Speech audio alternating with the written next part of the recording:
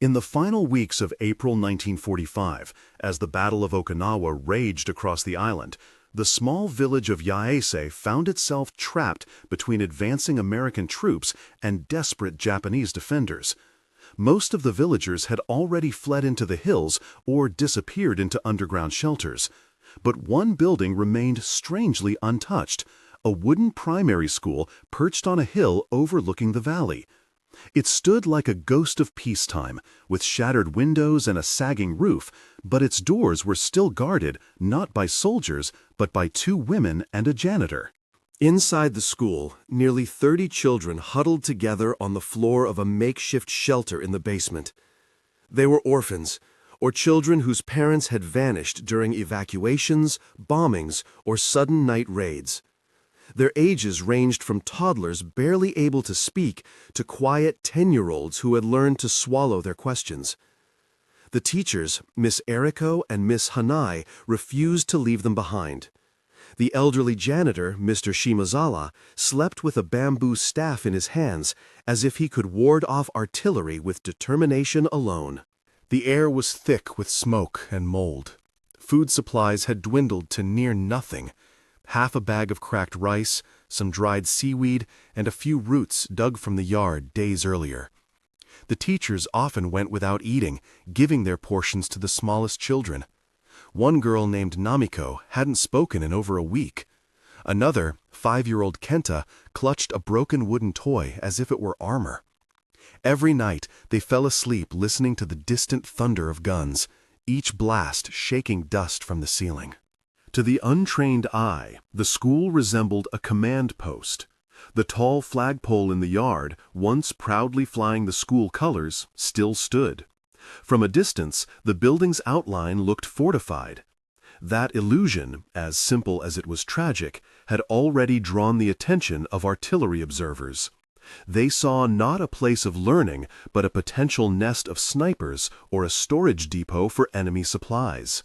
Coordinates were logged. A barrage was scheduled. The teachers knew nothing of this. Their world had shrunk to the basement, to caring for wounds they didn't know how to treat and offering comfort they no longer truly believed in. When the children asked when the war would end, Miss Hanai would only say, "Soon, if we stay brave." Her voice was gentle, but behind her smile was exhaustion, and behind her eyes, fear. On the morning of April 26th, the rumble of tanks and the distinct clatter of boots approached from the southern ridge. The teachers stiffened. American soldiers had been spotted near neighboring villages, and the sound of engines was no longer distant.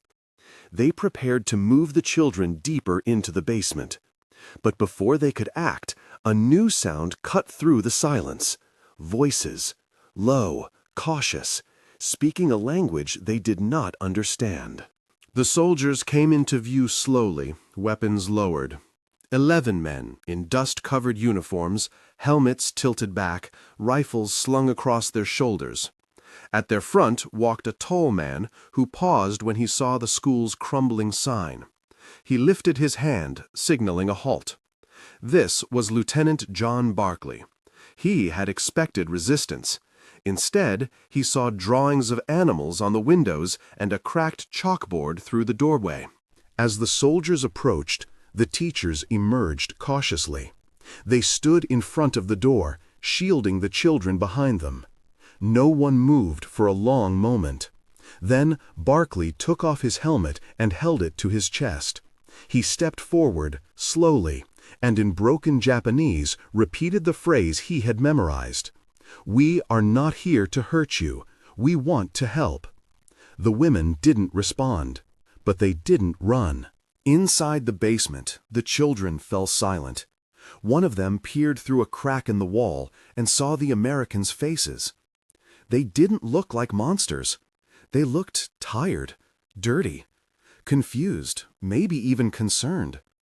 A medic among them, Sergeant Lewis Turner, instinctively stepped forward, kneeling in the grass to inspect a child with a fever who had been carried up into the light. The teachers watched, frozen, as his hands worked without hesitation. For a moment, it seemed that peace might arrive quietly, on tired boots and open hands. But then, Barclay's radio crackled. The artillery unit had not received his cancellation request. The coordinates were still active. The shelling would begin in 20 minutes. Barclay looked up at the wooden structure behind him, at the children, the teachers, the fragile remnants of normal life. And without a word, he turned to his men. They understood immediately. There would be no retreat. Not this time. The American soldiers stepped carefully through the broken entrance of the school, ducking under a splintered beam that hung precariously from the ceiling. Dust clung to the air, and the silence was absolute. Every creak of a boot against the wooden floor seemed deafening. Their rifles remained slung, untouched, as they advanced in a loose formation. This was not a battlefield, but it still held the tension of one. Lieutenant Barclay led the way, his eyes scanning not for enemies, but for life. The hallway bore marks of war, shattered windows, bloodstains long dried, and a child's drawing half torn from a wall. He paused at a door ajar and pushed it gently. Inside, 24 eyes stared back at him. The children sat pressed together, wide-eyed and unmoving.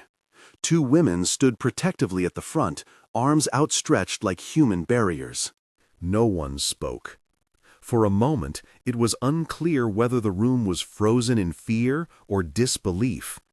Then Barclay took another step forward and slowly knelt, lowering himself to their eye level. He removed his helmet again and placed it on the floor. In a voice just above a whisper, he said in Japanese, "We are here to help." The words were imperfect, but the tone needed no translation. Sergeant Louis Turner, the medic, entered behind him, immediately assessing the room with professional instinct. He spotted a child with a swollen eye, another who was coughing violently, and several with visible signs of malnutrition.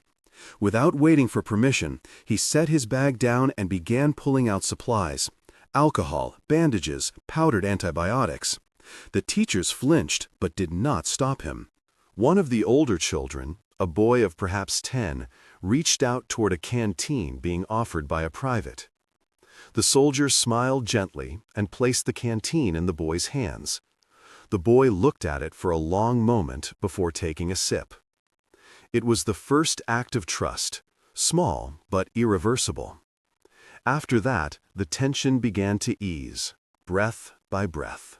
Meanwhile, Barclay moved outside to contact command. He radioed a cancellation of the pending artillery strike, his voice firm but urgent. The response was unclear.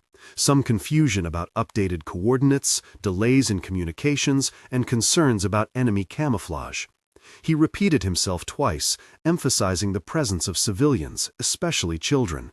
Finally, the operator said he would relay the message, but time was running out.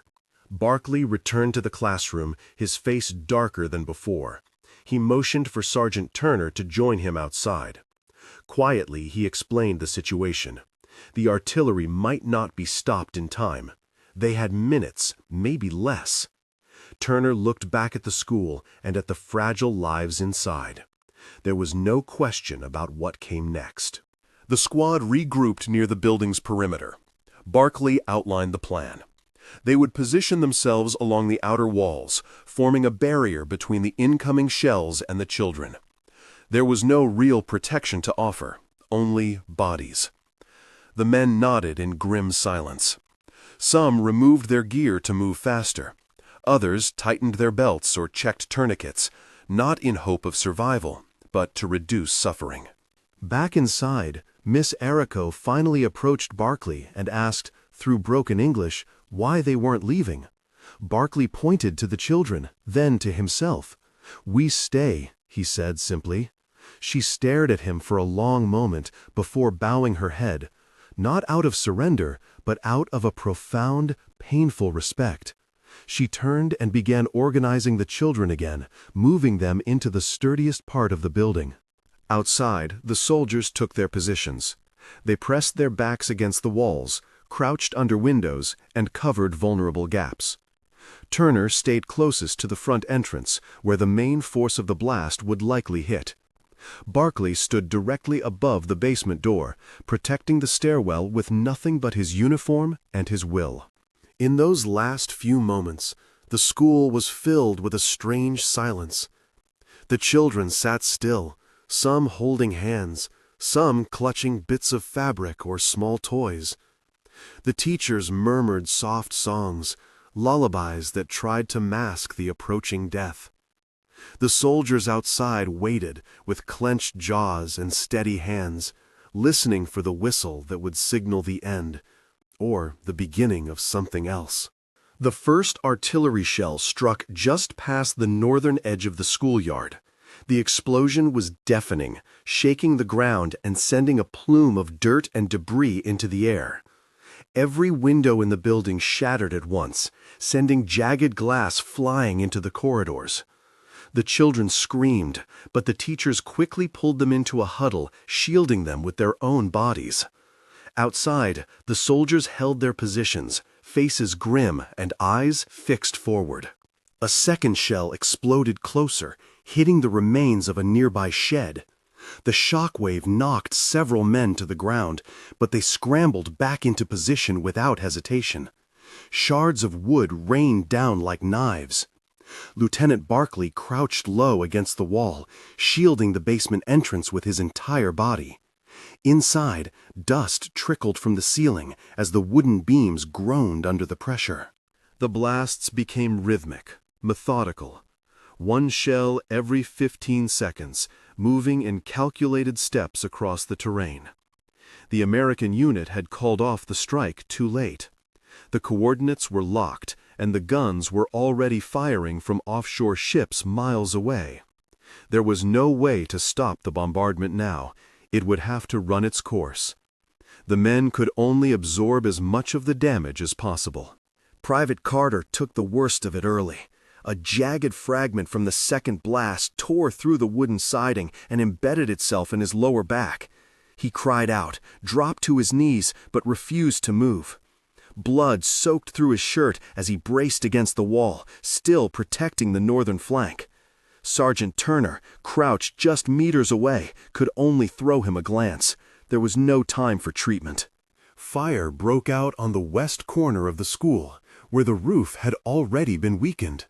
Flames licked upward into the beams, fed by old paper and splintered desks. The smoke began to crawl down into the classrooms, causing children to cough and sob. One teacher ran to fetch a wet cloth, using it to cover their faces. There was no water to put out the flames, only hope that the structure would hold. As the shelling intensified, the soldiers became silent shadows along the walls. Every explosion was met with gritted teeth and bent knees. They didn't speak, didn't flinch. Some prayed under their breath. Others kept their eyes closed, bracing for the next impact.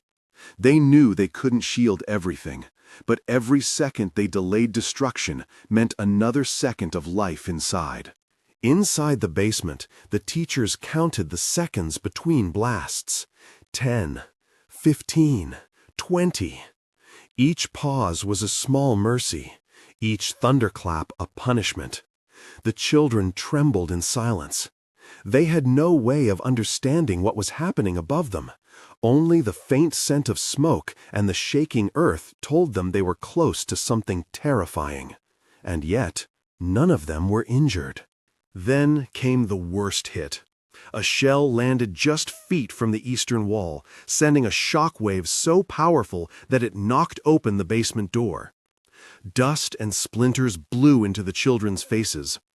Barkley was thrown sideways, hitting the ground hard. His ears rang, his arm went numb, but he pushed himself back up, dragging the door shut again with one hand. Blood dripped from his scalp, mixing with the dirt at his feet. The final rounds came sporadically, less frequent but still deadly. One struck a nearby road, throwing shrapnel in all directions. Another cratered the front yard. Then, suddenly, silence. No echo, no whistling wind of the next shell. just the low, steady crackle of fire and the high-pitched whine in the soldiers' ears. The barrage had ended. One by one, the soldiers lifted their heads. Smoke hung in the air like fog. Pieces of the roof were missing, and the outer walls were scorched and cracked. But the structure still stood.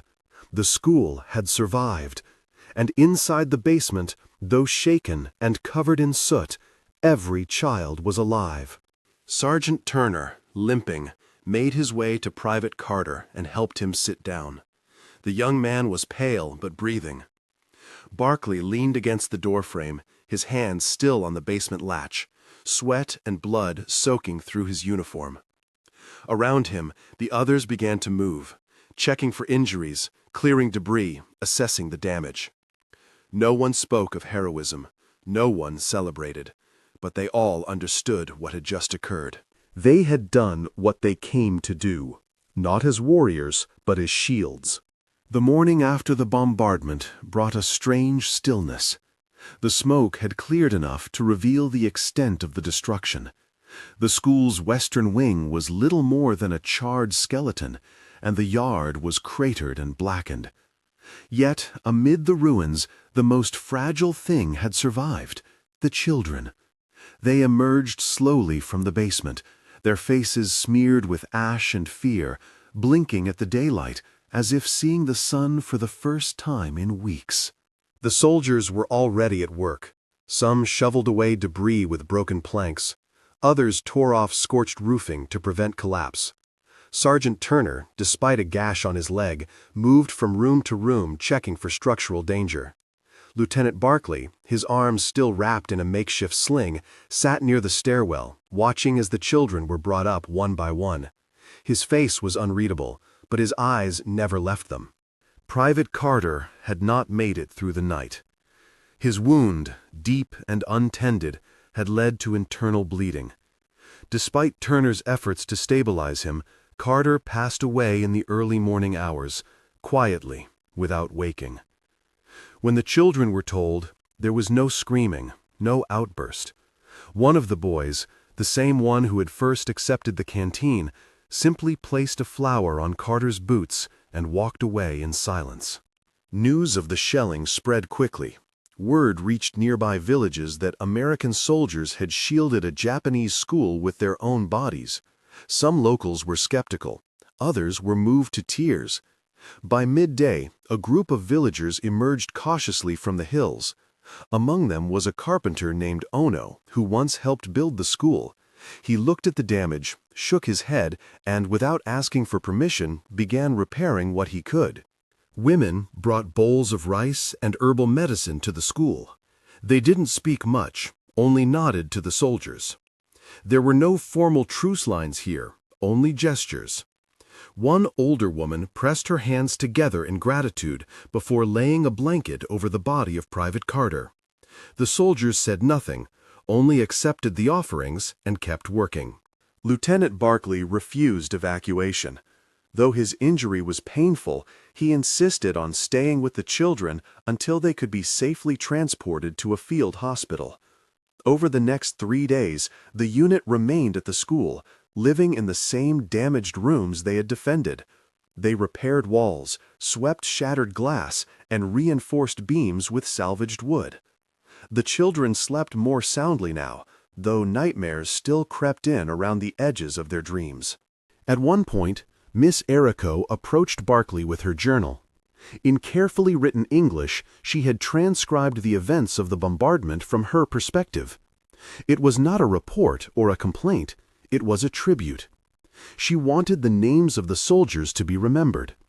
Barclay read it in silence, then gave it back with a nod. There were no words necessary. The military finally sent transport vehicles on the 4th day. Medics and supply teams arrived to relocate the children to a safer zone. One by one, the students climbed into the trucks, some carrying toys, others holding hands. They didn't cry as they left.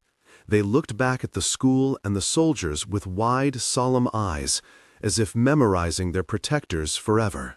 Barclay stood at the edge of the courtyard with Sergeant Turner and saluted the departing convoy. As the last truck disappeared over the ridge, they turned back to face the burned remains of the building. It wasn't just a structure anymore. It was something sacred. They had come to war expecting to destroy, but here they had become something else entirely. Before leaving, the villagers gathered with the soldiers and helped build a temporary memorial. Using stones and charred wood, they created a small marker at the foot of the school's entrance. Upon it, they carved a phrase in both English and Japanese. They stood between the children and the fire. No names were listed. The message was enough. The story of the school spread through the nearby villages faster than any official report. It passed from mouth to mouth, frightened mothers, wandering farmers, injured men hiding in ravines. Most dismissed it at first. American soldiers using their own bodies to protect Japanese children sounded like enemy propaganda in reverse. But then someone from Yaese confirmed it, and then another. Soon, dozens of villagers made the journey to the ruined school to see it with their own eyes. They arrived cautiously, unsure of what they would find. But there was no trap, no punishment waiting. The Americans were still there, their uniforms torn and patched, their faces marked by ash and exhaustion. They were rebuilding walls with salvaged wood and clearing debris by hand. Some of them limped. One wore a sling. Another had his torso wrapped in blood-stained bandages. But all of them were working, silent and steady. Children who had been too frightened to speak days earlier now followed the soldiers from room to room. They held nails, carried small boards, fetched water. One girl, Namiko, handed Private Mason a single purple flower and watched him tuck it into the strap of his helmet. She didn't smile, but she didn't look away. It was a gesture he would remember for the rest of his life. Outside the school, a makeshift medical station had been set up. American medics treated burns and wounds, not just among the children, but among the villagers who had come down from the hills. There was no questioning, no suspicion. The wounded were laid down and bandaged, their stories ignored in favor of survival. Pain became the common language, and compassion its only cure. For the soldiers, the transformation was quiet but profound. They had come expecting enemies and ambushes. Instead, they found themselves sleeping next to school children, eating rice cooked over small fires, and being handed drawings scrawled in charcoal on scraps of wood. One soldier was given a crudely written message that said simply, "Thank you, stranger." Lieutenant Barkley kept a list in a small notebook, names of every child who had survived, and the names of his men who had stood to protect them. The list grew stained and creased, but he rewrote it each night by lantern light. He said nothing about it to anyone. But when asked by command for a formal report, he sent the list instead. No commentary, no summary, just the names. A few local elders approached the soldiers and asked to help rebuild the rest of the school. They offered tools, labor, even rope made from palm fibers. Barkley accepted without hesitation. In the following days, Americans and Japanese worked side by side, hammering, lifting, and leveling what remained of the classrooms. No translator was needed for most of the work. Nods and hand gestures were enough. As part of the rebuilding, one room was converted into a memorial space. The villagers insisted. They salvaged a flat panel of blackened wood and etched into it the outline of 11 soldiers standing in front of a doorway. At the bottom, in both English and Japanese, they carved a single sentence. They chose to stand, not to shoot. It was neither dramatic nor poetic, but to those who had seen it happen, it was truth. Each evening, as the sun dipped behind the hills, children would gather near the doorway of the school. They didn't speak much.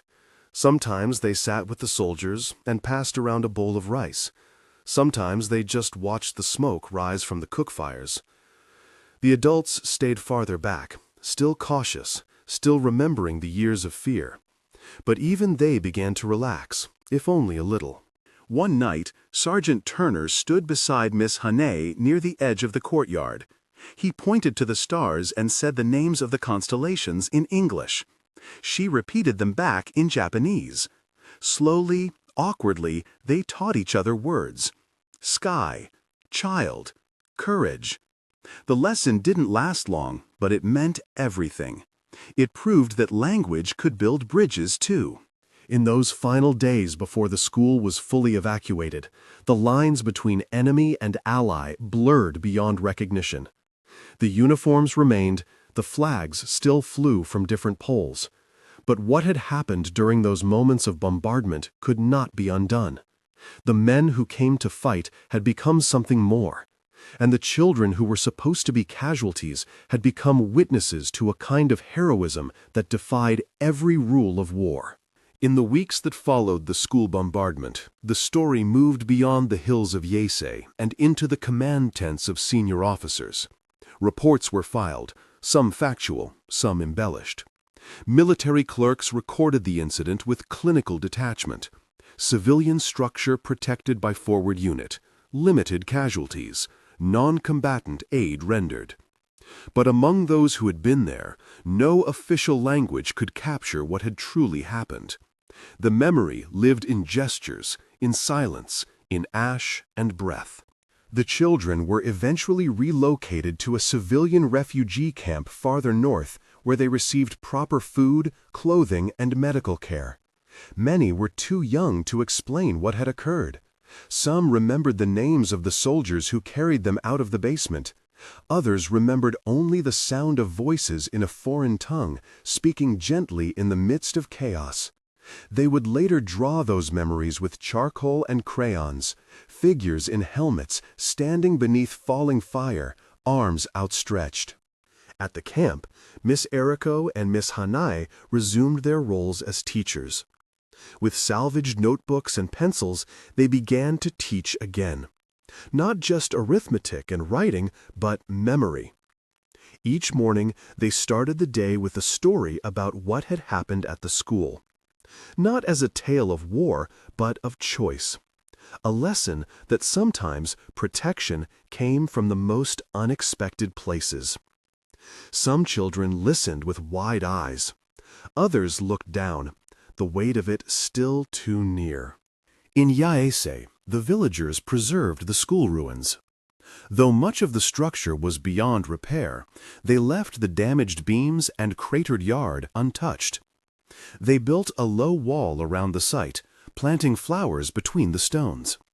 A simple wooden sign stood at the entrance, written in both languages. Here, enemies stood for peace. Tourists never came.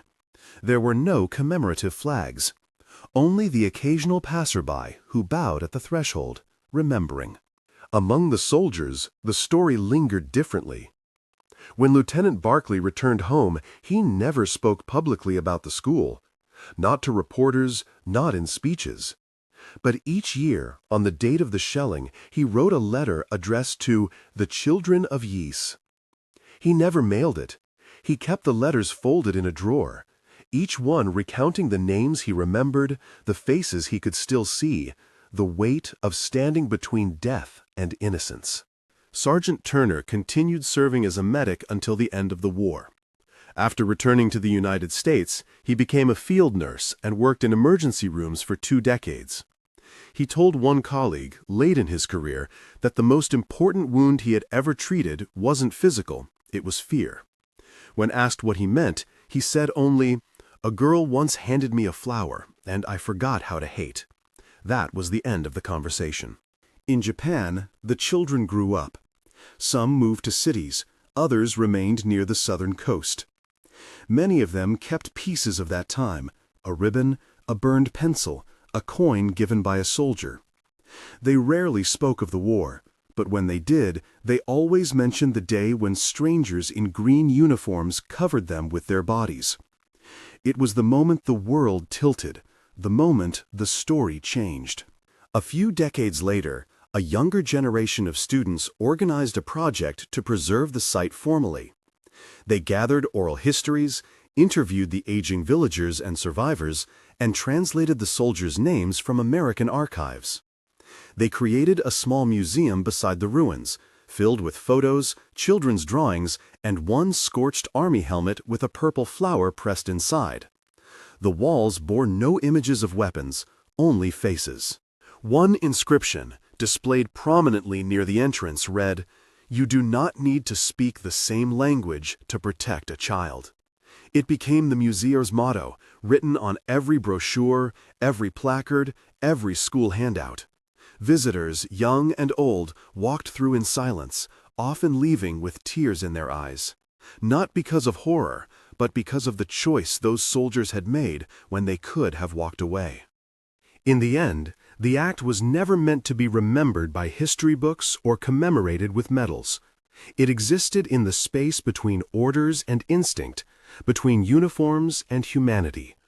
And while maps would change and nations would rebuild, what happened on that small hilltop in Okinawa would echo in quieter ways. In classrooms, in lullabies, in the unspoken bond between those once called enemies. That echo didn't belong to one country. It belonged to anyone who had ever chosen to shield instead of strike. Anyone who had stood, not for victory, but for mercy. It belonged to the children, and it belonged to the ones who refused to let them be forgotten.